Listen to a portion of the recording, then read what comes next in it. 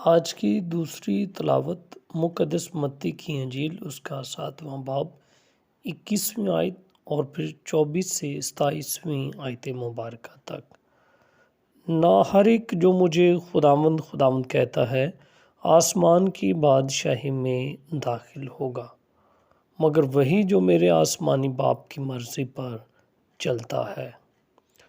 پس جو کوئی میری یہ باتیں سنتا اور ان پر عمل کرتا ہے وہ اس عقلمند آدمی کی مانند ٹھہرے گا جس نے چٹان پر اپنا گھر بنایا، اور مینہ برسا اور سیلاب آیا اور آندھیاں چلیں اور اس گھر سے ٹکرائے، مگر وہ نہ گرا کیونکہ اس کی بنیاد چٹان پر رکھی گئی تھی۔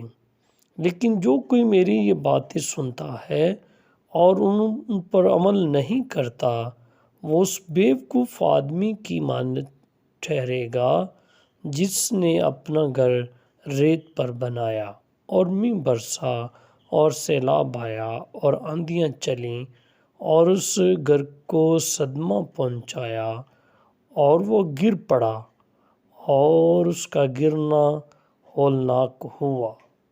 پاک کلام کے پڑھے اور سنے جانے پر خداوند کی خاص برکت ہو۔ خدا کا شکر ہو۔